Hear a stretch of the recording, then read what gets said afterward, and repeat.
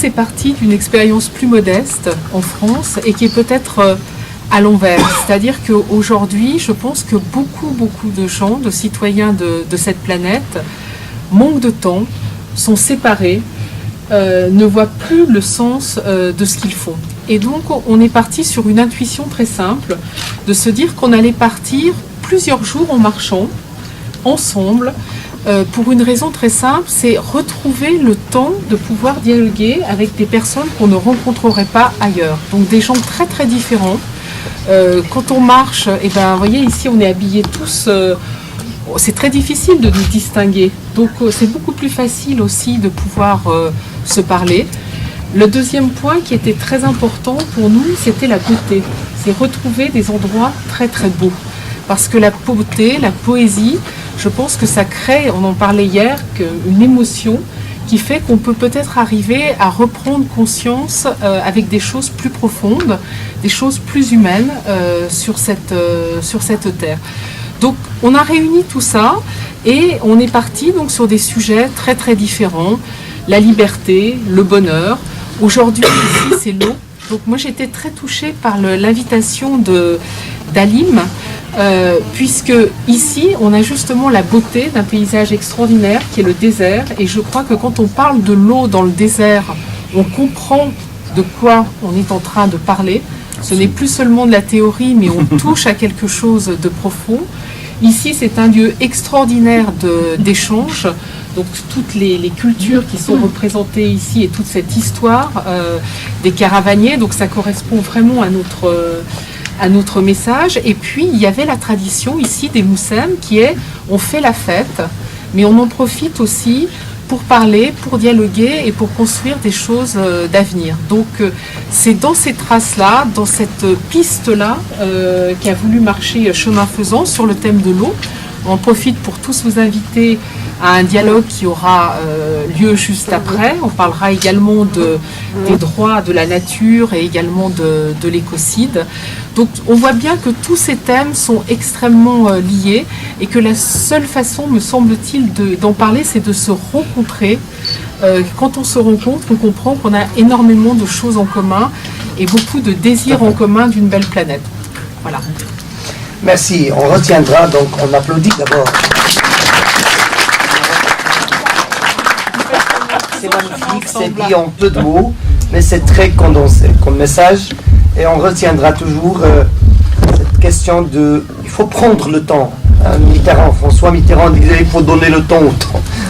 Et donc il faut laisser le temps au temps, donc voilà, il faut donner du temps pour apporter de la qualité, en toute chose. Est-ce qu'on ne peut pas sortir d'ici avec un pacte qu'on appellerait, puisqu'on est à Terragaz, pacte de Terragaz, et qui mettra en synergie toutes les idées ici débattues comme plateforme, comme préambule, du local au global, avec des recommandations à la fois au niveau de la réflexion et aussi au niveau du plaidoyer, c'est-à-dire là, on passe et on transforme toutes les idées en engagement concret, c'est-à-dire à l'acte. Valérie. M'est venue une idée. J'ai participé à l'organisation de deux événements dont j'ai trouvé l'impact assez incroyable. Le premier, c'était le tribunal des droits de la nature qui a eu lieu pendant 2 jours à la COP21 à Paris. Et qui a comme ambition, ce tribunal, de montrer les écueils du droit en imaginant si on reconnaissait les droits de la nature, le droit des générations futures, le droit des populations autochtones, en imaginant ce que l'on pourrait arrêter comme type de projet ou ce que l'on pourrait obtenir comme nouvelle loi protectrice en mettant en scène une réalité. C'est-à-dire que pendant le tribunal des droits de la nature, oui, on avait des représentants réels, des victimes réelles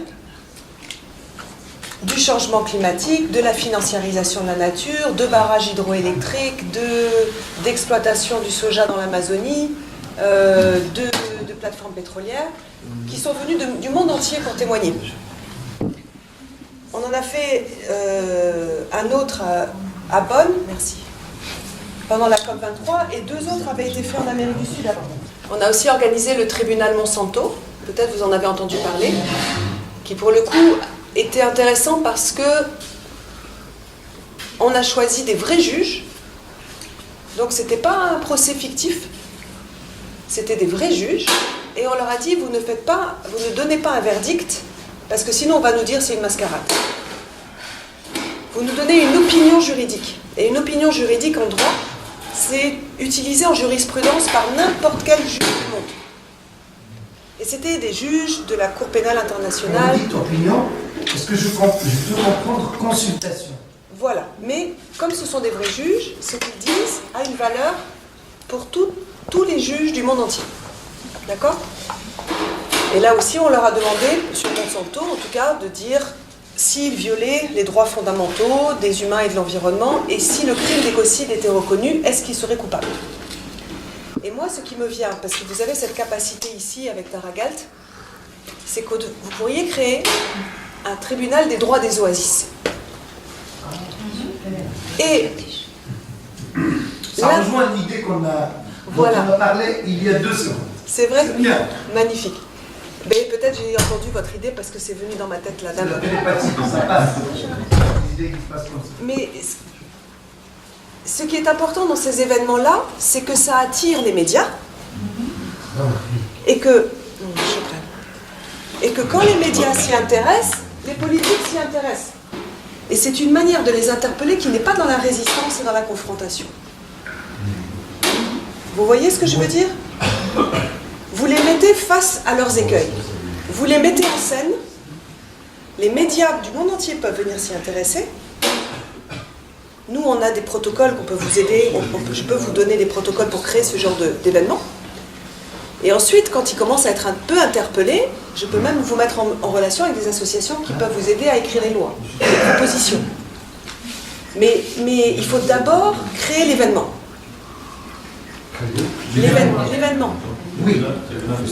Aujourd'hui en France, aux dernières négociations sur la réforme constitutionnelle, j'ai découvert qu'il y avait 20 amendements posés par des députés et des sénateurs sur les droits de la nature. Parce qu'on a fait tellement de bruit que tout d'un coup ils se sont dit mais c'est peut-être possible. Et peut-être que c'est ça qui manque. Les tribunaux dont je vous parle, je fais partie d'une alliance qui s'appelle l'Alliance globale des droits de la nature, donc qui existe partout dans le monde.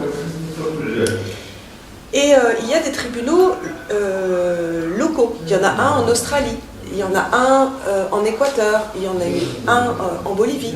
Et ils traitent que des problèmes locaux. Et donc là, vous pouvez prendre que des cas qui sont le barrage de Ouarzazate, les mines dont vous m'avez parlé, toutes les problématiques en lien avec l'eau qui affectent les oasis, le changement climatique, la finance verte.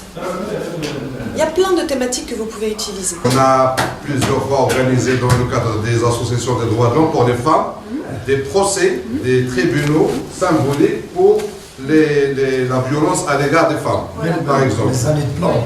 Il y a plusieurs expériences. Moi, maintenant, ça me donne juste l'idée, c'est que l'année prochaine, on va avoir, dans le cadre de Tara Galt, organisé un tribunal symbolique pour les droits de la nature.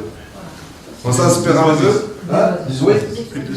Oui, pour on a dit que pour justement mettre en valeur un peu tout ce qui est en rapport avec la gestion de l'eau dans la vallée, dans l'oasis de Mohamed. En général, on traite aussi des droits, des violations des droits des peuples autochtones. Parce que pour nous, il n'y a pas de différence. L'homme est un élément de la nature et les populations autochtones qui vivent en harmonie depuis des millénaires avec la nature et qui savent la régénérer, quand leurs droits sont violés, c'est une manière de violer les droits de la nature. Et quand on viole les droits de la nature, on viole les droits fondamentaux des populations qui vivent directement dans la nature. Donc c'est aussi une manière de pouvoir amener sur le devant de la scène les problématiques des Touaregs, des Bédouins, des Berbères, voilà, de la stigmatisation des minorités, etc.